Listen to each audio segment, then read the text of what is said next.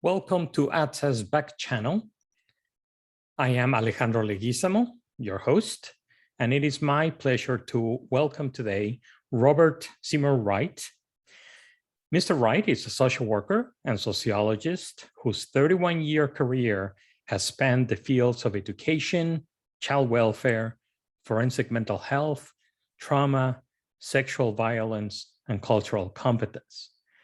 A clinician, academic, and administrator, he has always integrated his work, delivering direct practice clinical services to clients with teaching and supervising interns, and promoted lasting systemic change through social policy advocacy. He also consults, trains, speaks, and comments on a wide range of issues. His extensive pro bono work gave birth to the People's Counseling Clinic, a nonprofit mental health clinic in Nova Scotia, Canada. His pioneering work with colleagues in cultural competence and conducting cultural assessments has received national attention. It is my pleasure to welcome Mr. Wright. So welcome, Robert. It's a pleasure being here with you. And thank you again for agreeing to chat with me and with the folks at ATSA.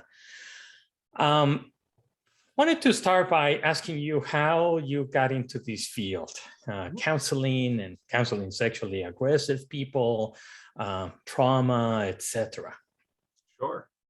Well, I guess I would say that I've always known, even as a child, that I'd end up in the helping field somehow. And then I ended up studying at Atlantic Union College under the gentle tutelage, I always jokingly say that, of Dr. Susan Willoughby, who was a Black woman who was chair of the social work department there. And so she really kind of helped me to see the need for Black people in the field, in the helping fields. And we did a lot of work in the area of understanding culturally specific practice in the area of addiction, for example, or criminal justice, for example, so that we were always looking at, almost with what we would call now a critical race theory lens, on the issues of the day. And that just evolved in my practice. So then I worked in education and in child welfare, and I worked I did my clinical training in correctional mental health.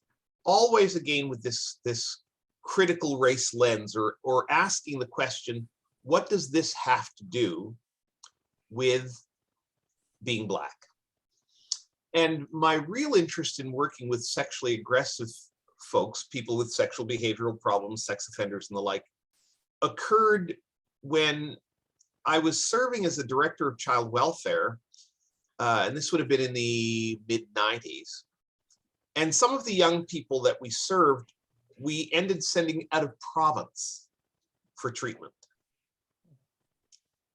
And I remember one boy we sent from here in Nova Scotia to Ontario for treatment. And when I was visiting in Ontario, I stopped by his treatment facility and visited with the boy. And then I went with the staff and I wanted to review his files. And there was one section of the file that talked about, receiving phone calls and letters and messages from home. And I opened up the file and it was empty. Wow. And I realized that by sending kids out of province, we were really doing them a disservice. And so I created a specialized foster care program for repatriating sexually aggressive kids to Nova Scotia. And that's when my interest in that work just kind of took off, because now I'm working with managing sexually aggressive kids and kids who've been charged with sexual offenses. And then, of course, I end up working with more and more and more with that population. And I guess as a person of color, I was in an administrative role. I always had to deal with both the skepticism that people had for this work, because, who wants to work with that population? You can't work with that population. and the skepticism that people had with my general, what I would call my capacities as a clinician and as an administrator, given the fact that I was Black. Right? So I always had to kind of lead with my credentials whenever I was in a forum where I was needed to. I needed people to take me seriously or to see me as not just a credible administrator, but the expert in the room. You know. Yeah. Yeah. Oh, I can relate completely. Mm-hmm. Yeah. Many times I have been asked, are you the caseworker? No, I'm the psychologist. Yes. Yeah. And you know, there is that sense where I think as a person of color, you have to be able to determine, you have to be able to read how you're being read. Are people listening to me and believing me? Are they listening to what I'm saying? Are they following me? Are they giving enough weight to what I am saying? Or do I need to add to the words that I'm saying some kind of dramatic rationale for why I need to be taken seriously in order to break through that? I wouldn't even call it an active resistance. I think in some cases it's just an unlearned barrier. You know, it's kind of like if someone's wearing a clown nose, will you take them seriously? Well, if someone is wearing a brown face, will you take them seriously when they're talking to you? And people don't even understand that their brain is doing that. You know? It's so automatic and so implicit that it's outside of our consciousness. Mm-hmm. Yeah. How has that? What experiences do you have in that regard with white clients versus Black clients, or in other populations that you have worked with? You know, the interesting thing is that I don't find that being a Black clinician is that challenging for my clients. Right? Generally, clients have needs, and they come to you in order to have their needs met. And in this business, my sense is that you have a session or two to convince the client that you have the capacity to help them, right? Mm-hmm.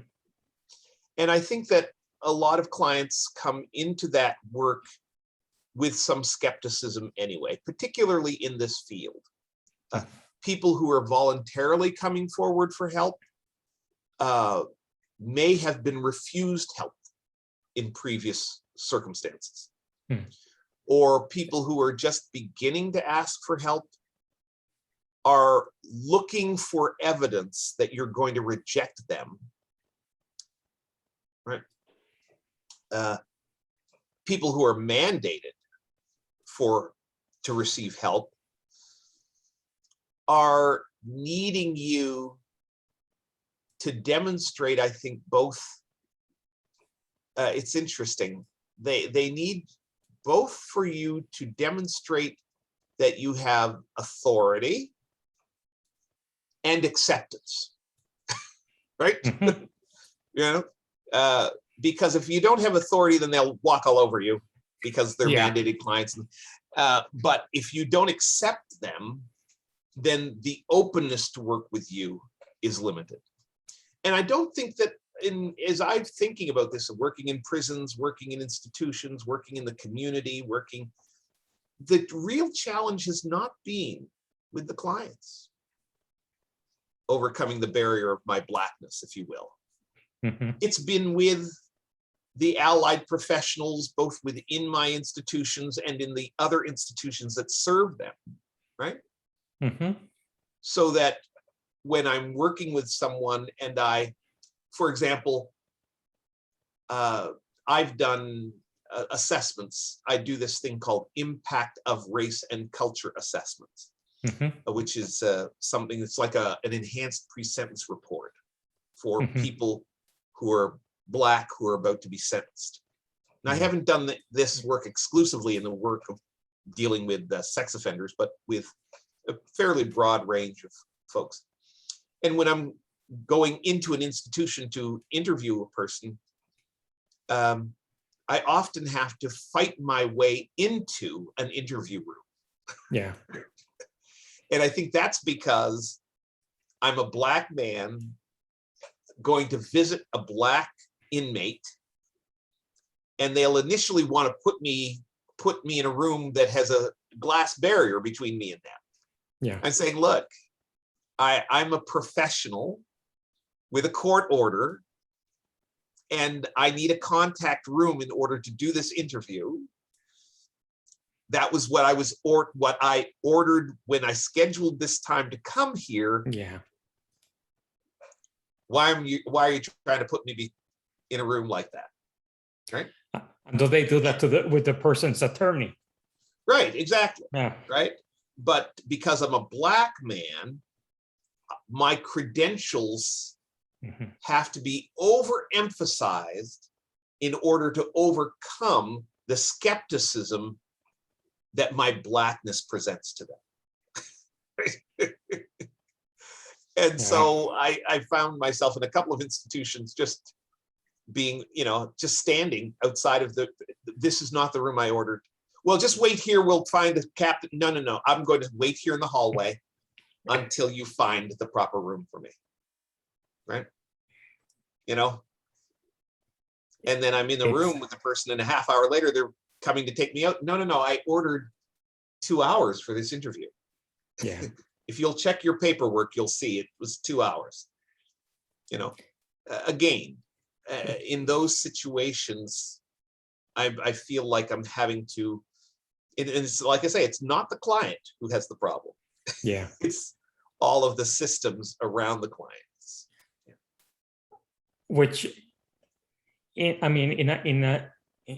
a kind of like a twisted positive, it allows us to empathize with the client that has been dealing with systems all their lives, and all of the obstacles and challenges that go along with that.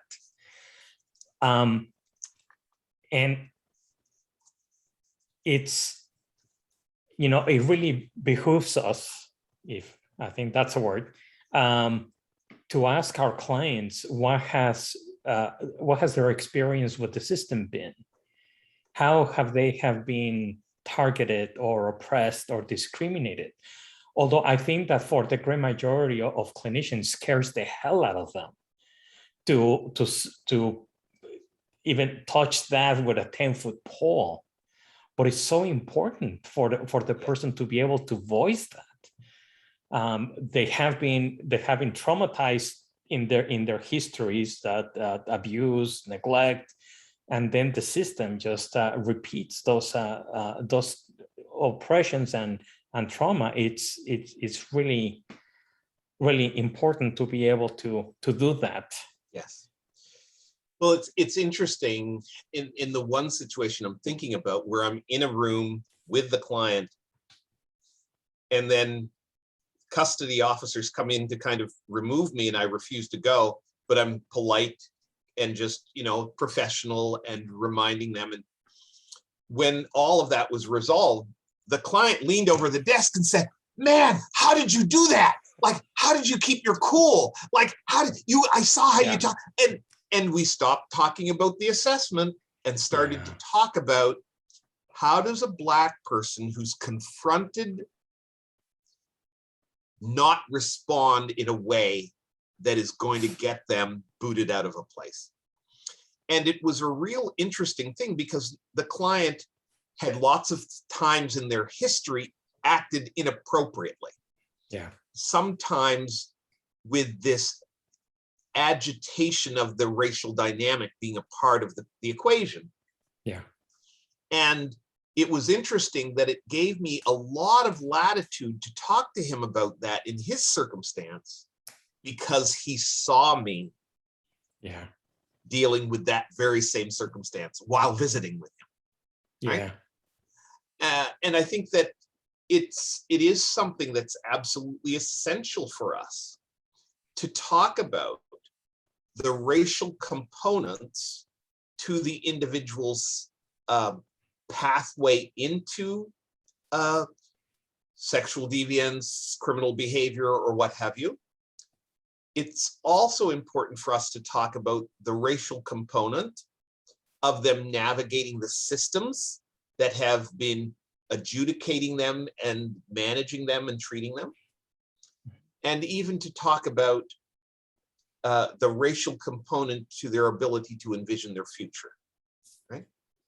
And if we don't have the ability to talk about that,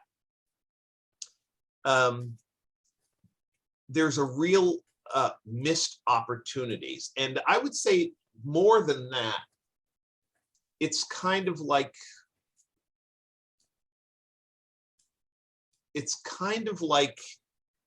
baking a cake with half the ingredients. Yeah.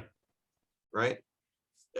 It's like, baking a cake without the baking powder, and wondering why our cakes keep coming out flat. Right? And the clients, in my experience, often our clients are not so well informed about how their racial dynamic has been in play that they can bring that forward to the uninitiated clinician, right? Mm-hmm. Yeah. So it's the clinician's responsibility to inquire and to be able to unpack. And if the clinician cannot, then again, you're baking cakes without baking powder. Yeah. And it's something that is, I think, I think that why clinicians may tend to be very hesitant to go there. I supervise a student who is in a placement where there's a Black member of a group. It's an outpatient group, and over the summer, given the protest in the U.S., Black Lives Matter, wanted to talk about that, and the rest of the men started like, oh, I'm not racist. And the clinicians had to think very carefully about how to deal with something like that. Interestingly, the clinicians and another intern who happens to be an Afro-Latina woman started the conversation in the group, and all of a sudden, the white members of the group were getting books about housing discrimination, about other things, and they were going into and have been going to the group, talking about the history in the U.S. of this systemic oppression and systemic racism, and I am 100% sure that the relationships in that group have deepened because of this, the white members and the clinicians wanting to engage in this conversation. Yeah. Well, it's interesting that, what would I say about that? I would say that, well, I always say this, that racism is North America's original sin. You think about the colonial foundations of North America, right? The genocide of First Nations, the enslavement of Africans, and the marginalization and the exploitation of every other people of color that came early to these shores. Right? So there isn't an aspect of our history that hasn't been tainted by that. Yeah. Having said that this then has constructed this this layering of our society, right? Of those in power and those who are exploited.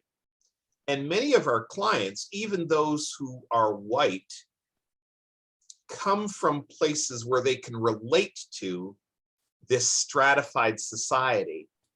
And if they understand better how Indigenous peoples, Black peoples, and other racialized peoples were used and exploited, they can often see in that elements of their experience.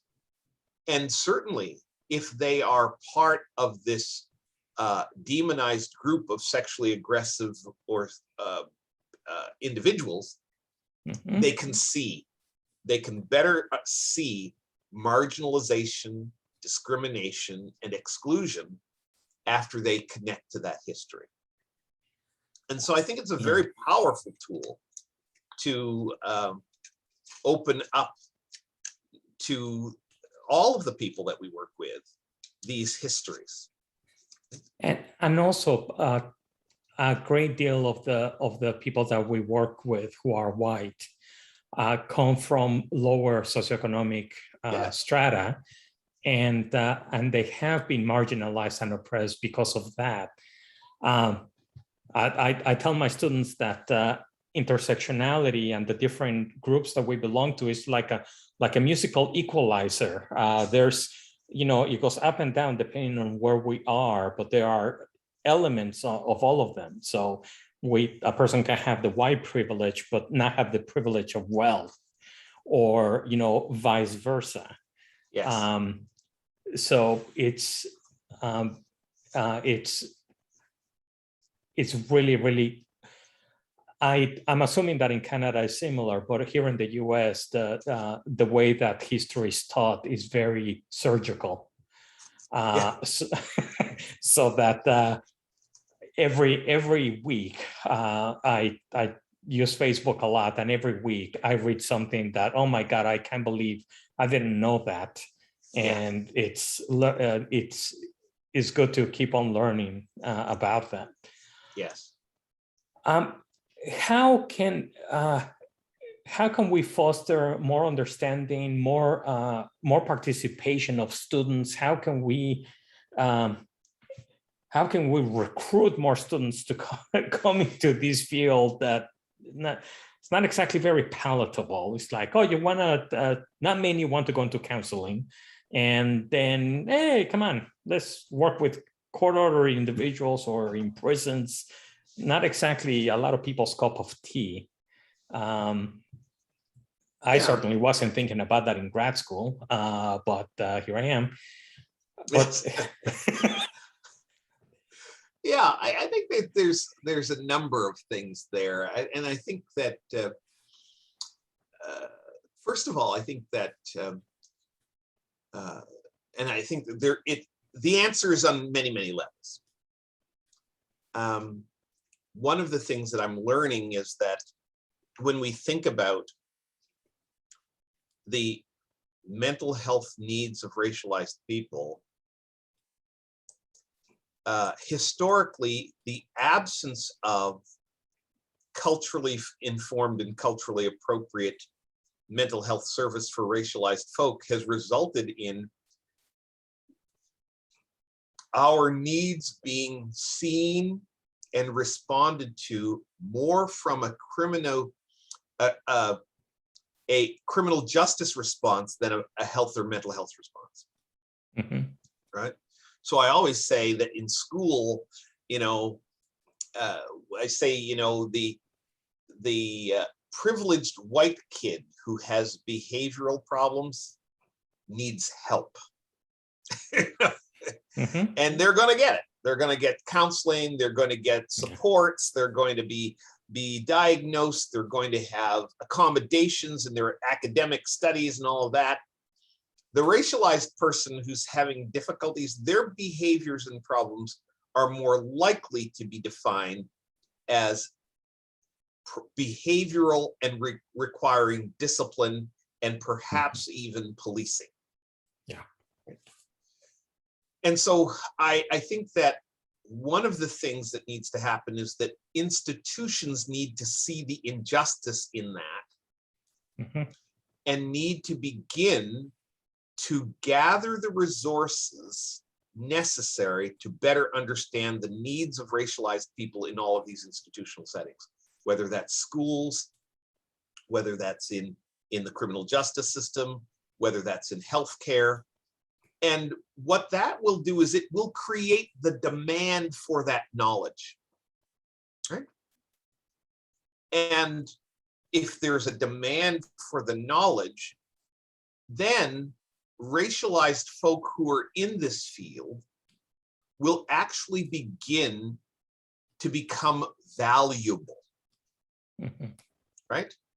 I say right now to all of the people I train, particularly the racialized people I train, I said, look, it's great that you're in this field, and I'm glad you're going to be contributing to better understanding mental health needs of Black folk, but you need to get yourself a credential and an area of expertise that white people will also understand. Yeah. Right? So just because in order to have a career as an esteemed and well-respected clinician, you can do the Black stuff over here, but you also need to be an expert in attention deficit or an expert in something that white people understand. And that's really been challenging for us. But I think that when the systems begin to see that, oh, that stuff we do around understanding Black, racialized, Indigenous mental health, that's actually valid. Right? Then we will see an increase in our stature, an increase in our demand, and that will then, of course, trickle down into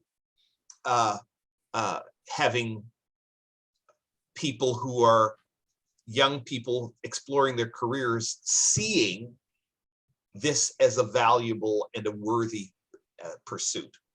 The second thing, though, that we need to do is we need to recognize that the systems that currently hire and employ and deploy racialized clinicians are housing those clinicians in extremely hostile environments such that those clinicians have to expend an inordinate amount of their time and energy staying well.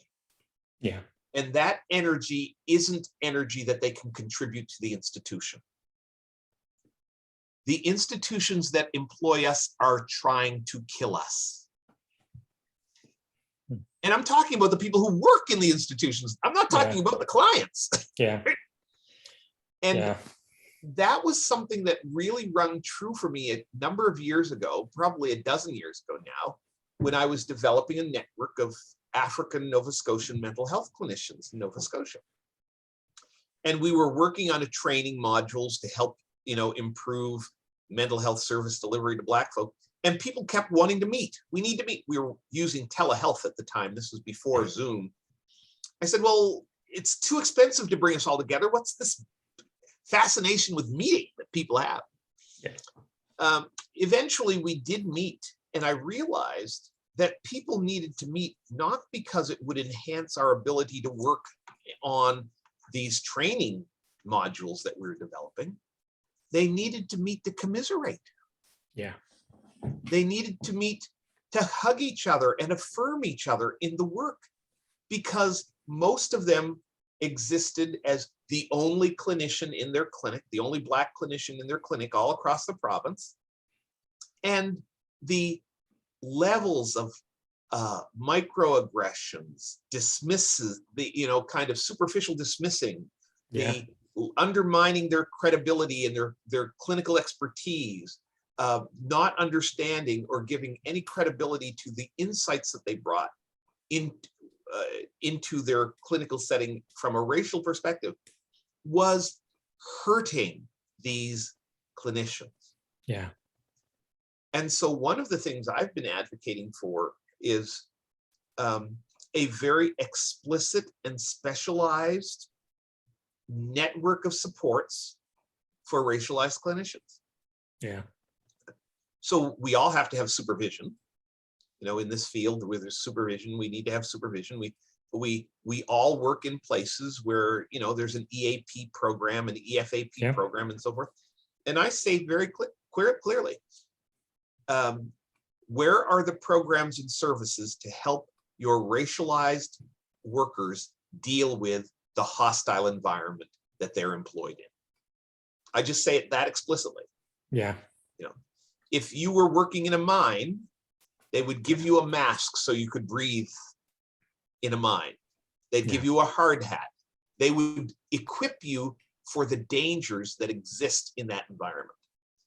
And they need to understand that these institutional environments have very particular hostilities for racialized folk, and they need to give you the equipment to survive it.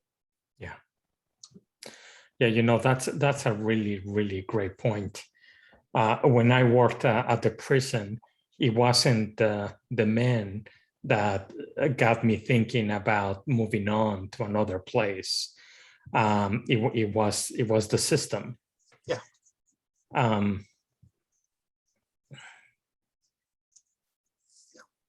It wasn't the inmates that made me worry about my personal safety either.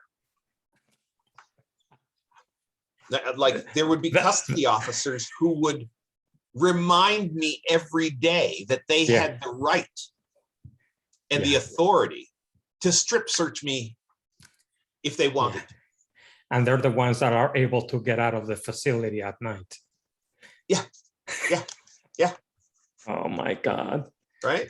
And why would they be reminding me of that other than to acknowledge the power it was their way of correcting the power imbalance, because I was a correctional mental health specialist and they were custody officers. And that power imbalance made them so uncomfortable that they had to assert themselves. Right. And I get it on some levels, but again, we need to acknowledge the challenge that presents for the wellness of racialized folk who work in environments that are blatantly hostile towards us. You realize that you're totally killing my idolized vision of Canada as this like utopia in comparison with the US. I have thought about like migrating to Canada many times, but I don't know now. Well, I'll tell you, if we're making comparisons, we're still relatively utopian. Yeah. But the scales, the scale is really broad in how we measure these things. But I mean, I say that if I do equity, diversity, inclusion work with hospitals, schools, I say, where are the suite of services and programs that you have to support your racialized employees in this hostile environment? And if you do not recognize that your institution is a hostile environment, then you're not even prepared for this workshop. Yeah. Right. We're almost out of time, but in ATSA, we are engaging in work towards dealing with diversity and inclusion, and I'm in a task force charged with that. And I will certainly give you credit there with the idea. I hadn't thought about like the inclusion about systemic factors, not only that affect the men and women that we work with, but also the clinicians and clinicians of color. And that is something that is going to need to be included there. So thank you for opening my eyes to that. I tend to compartmentalize some things, so it's good to step back and see the bigger picture. Yes. Well, I think as clinicians who work with a very marginalized population, all of us in this sector understand what it is to be a marginalized clinician. Yeah. Right? Because we work with the least attractive clients. And I think that if we just think about that and then say, gosh, all of the hostilities that we experience, all of the undermining of the importance of our work, undermining the importance of our clients, undermining our or discrediting our sympathies for our clients. If we think about all of that, and then we say, and all of that happens to the racialized clinician in this sector in a deeper level. Yeah. Right. It's a way for us to kind of get it. Oh, I get it. Because even though people aren't calling me the N-word blatantly in the corner, they do kind of talk about me over there about, why is that person even here anyway? Every time we have a meeting, they say these strangest things. I don't understand why they want more resources for those clients. I don't, that it can help us to understand the plight of racialized clinicians in the sector. And so it's, again, I'm a racialized clinician in a marginalized sector. Yeah. And so the challenges that I'm experiencing, that's what we call intersectionality, right? Yep. These are compounding situations that we're dealing with. Well, Robert, we are end here. I would like to thank you again for agreeing to chat. This has been absolutely wonderful. You're very welcome, Alejandro. I love my ATSA family, and so any opportunity to be connected to ATSA is always a good time for me. Okay. Thank you very much. Take care. Bye-bye. Thank you for listening or watching ATSA's Backchannel. I may have to come up with some sort of like really goodbye every time. It has been a pleasure. Don't forget to subscribe if you're on YouTube and like the video if you liked it. And if you didn't like it, don't hit the unlike button. Don't be mean. And don't forget to visit us at atsa.com for all kinds of great information about treatment and research. Hope you have a great rest of your day. Bye-bye.